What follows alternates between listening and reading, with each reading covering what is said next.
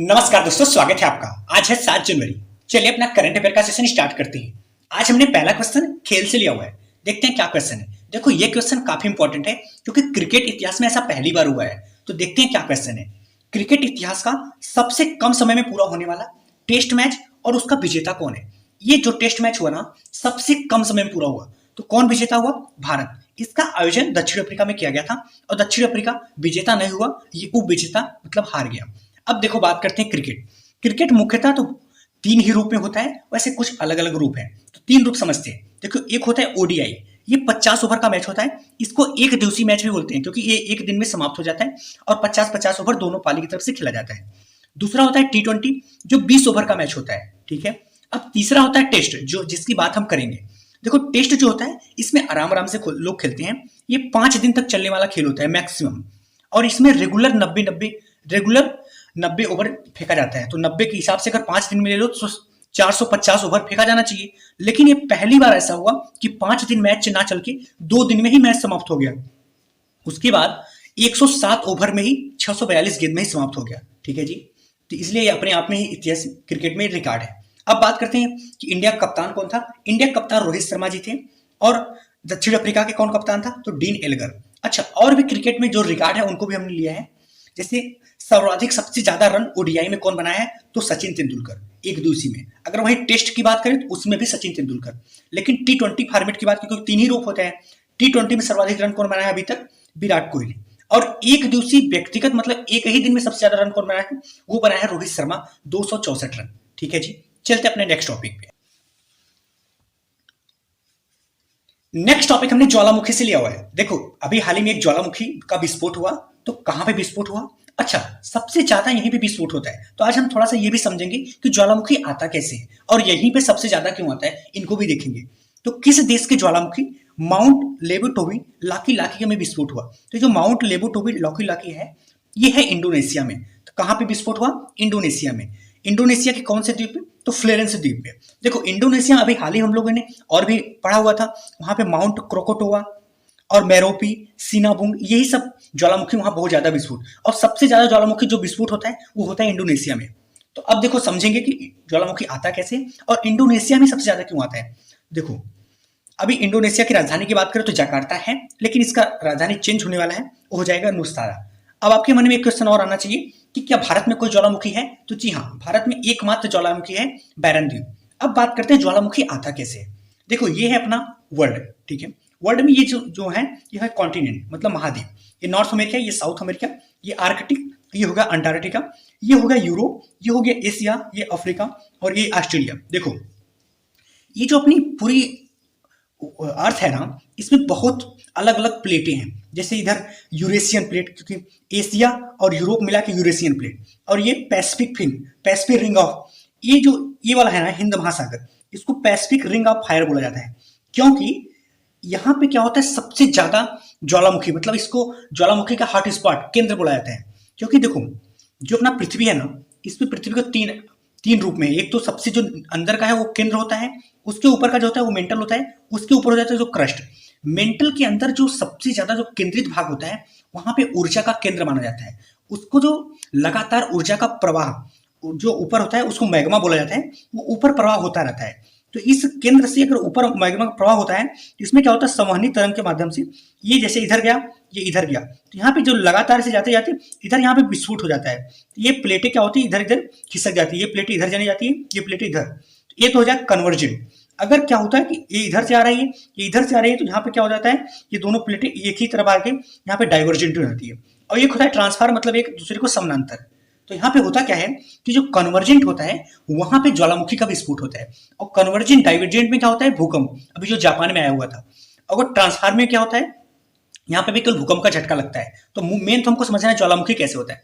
यहाँ पे क्या होता है कि जब कन्वर्जेंट स्थिति में एक प्लेट दूसरी प्लेट के नीचे जाता है, तो जब पहली प्लेट दूसरी प्लेट के नीचे जाता है और नीचे मैग्मा का हीट होता है, तो जो प्लेट ऊपर का है ये आर्द्र रूप में होता है, मतलब इसमें कहीं ना कहीं ऑक्सीजन की मात्रा होती है। तो जैसे ही नीचे जाता है और क्या होता है, नीचे मैग्मा है, मतलब बहुत ज्यादा गर्म है, तो ऑक्सीजन इसको मिलने के बाद यहाँ पे क्या होता है, विस्फोट हो जाता है। क्योंकि मतलब जब ऑक्सीजन का दहन होगा तो उसमें वायु बनेगा, तो गैस बनेगा, तो गैस को निकलने के लिए भाई जगह होना चाहिए, तो गैस पूरी फोर्स से बाहर निकलती है। जब फोर्स से बाहर निकलती है तो यही मैग्मा बाहर जाने लगता है, वहां पे ज्वालामुखी विस्फोट हो जाता है। ठीक है, समझ में आया? ठीक है जी, चलते अपने नेक्स्ट टॉपिक पे।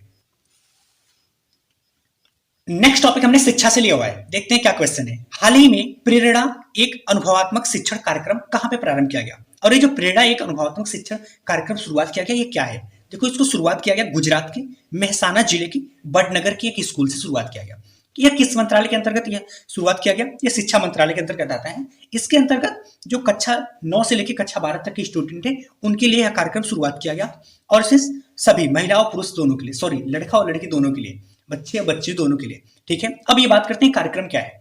देखो, ये कार्यक्रम है 7 दिन का कार्यक्रम चलने वाला है, जिनकी मतलब ये इसका उद्देश्य ये है कि जो उनका नेतृत्व गुण है, मतलब लीडरशिप का जो गुण है, उसको कैसे निखारा जाए। देखो, हम लोग भी जब इंजीनियरिंग कॉलेज पढ़ते थे ना, हम लोग का में 7 दिन का मुझे याद नहीं आ पा रहा है, लगभग शायद 10 दिन का एक ऐसा कार्यक्रम होता था जिसमें हम लोग का लीडरशिप, आत्मविश्वास और कम्युनिकेशन मैनेजमेंट ये सब सिखाया जाता था। तो इसमें क्या होता था कि जो थ्योरेटिकल नॉलेज है उसके अलावा आपको प्रैक्टिकल नॉलेज, आपको लाइफ लेसन दिया जाएगा। तो यहाँ पे भी ये तो इंजीनियरिंग कॉलेज में, बहुत सारे कॉलेज में होता है, लेकिन अभी ये कक्षा 9 से लेकर कक्षा 12 तक के लिए स्टार्ट किया गया। इसका उद्देश्य है कि बच्चों में जो थ्योरेटिकल नॉलेज के साथ साथ उनको आत्मविश्वास कैसे बढ़ाया जाए, उनके निर्णय लेने की क्षमता कैसे बढ़ाई जाए, साथ में उनके अंदर टीम वर्क, टीम में काम करने के साथ में कोई भी समस्या है उसका समाधान कैसे किया जाए, मतलब सीधे सीधे थ्योरेटिकल के अलावा प्रैक्टिकल नॉलेज कैसे दिया जाए। और ये 7 दिन का कार्यक्रम चलने वाला है, और ये गुजरात में शुरुआत किया गया। ठीक है जी, चलते अपने नेक्स्ट टॉपिक पे। नेक्स्ट टॉपिक हमने जीआई टैग से लिया हुआ है। अब देखो, यहाँ पे हम ये भी समझेंगे जीआई टैग क्या होता है। हाल ही में किस राज्य के काला नूनिया चावल को जीआई टैग प्रदान किया गया? किस राज्य के दिया गया? और क्या ये अकेले जीआई टैग मिला, क्या इसको और भी मिला?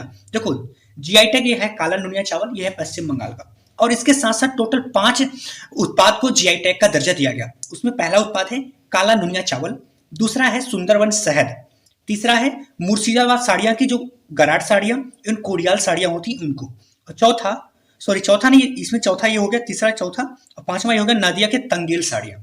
अब बात करते हैं जीआई टैग क्या होता है। देखो, जीआई टैग 1999 के अधिनियम के अंतर्गत 2004 में शुरुआत किया गया था। यह वाणिज्य एवं उद्योग मंत्रालय के अंतर्गत आता है। जीआई का मतलब होता है जियोग्राफिकल इंडिकेशन। जियोग्राफिकल इंडिकेशन, भौगोलिक संकेतक। भौगोलिक संकेतक मतलब, देखो अब एक सिंपल एग्जांपल लेते हैं। कोई प्रोडक्ट होता है, देश के विभिन्न क्षेत्रों में पैदा होता है, लेकिन किसी एक विशेष क्षेत्र में उसका गुण विशेष होता है। जैसे एग्जांपल के तौर पे चाय देश के विभिन्न क्षेत्रों में पैदा होता है, असम में पैदा होता है, पश्चिम बंगाल में पैदा होता है, और भी अलग, लेकिन कुछ ऐसा विशेष क्षेत्र है वहां का स्वाद अलग है।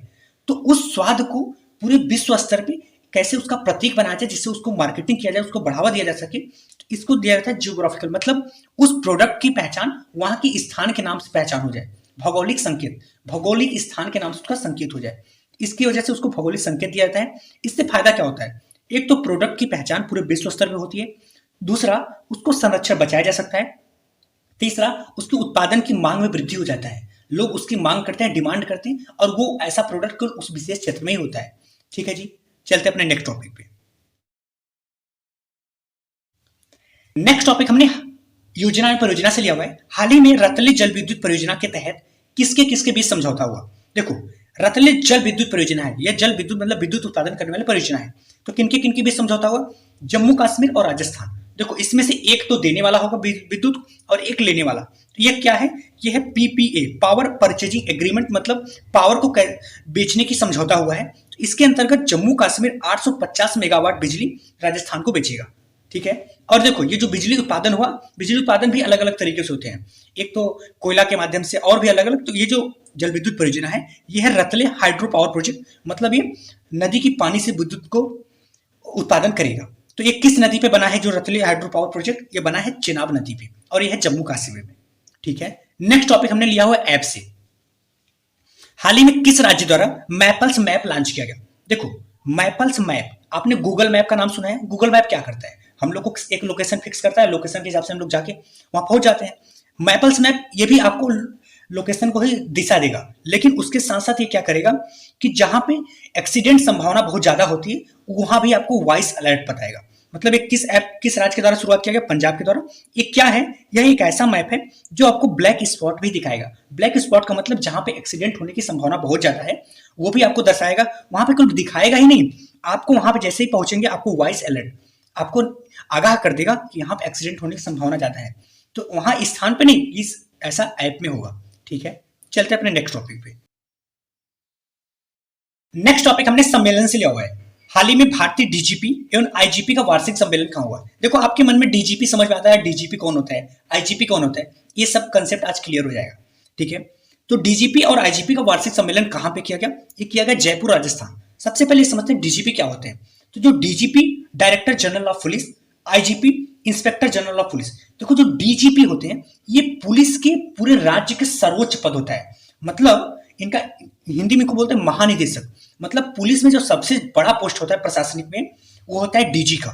ये किसी स्टेट या यूनियन टेरिटरी मतलब केंद्र शासित प्रदेश के हाईएस्ट पोस्ट होता है। और जो आईजी होता है ये भी पूरे राज्य का हाईएस्ट पोस्ट होता है, लेकिन ये पूरे हर क्षेत्रों में नहीं होता, ये केवल एक फिक्स जोन में होता है, केवल एक फिक्स क्षेत्र में, और ये पूरे क्षेत्रों को मेन होता है। समझ में आया? इन लोगों का कार्य क्या होता है? इनका काम होता है कि कानून व्यवस्था को बनाए रखना।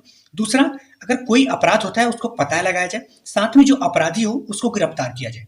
तो अभी हाल ही में इन्हीं सभी पूरे देश के जितने भी डीजीपी और आईजीपी हैं उनका सम्मेलन किया गया। कहां पे किया गया? जयपुर और राजस्थान में।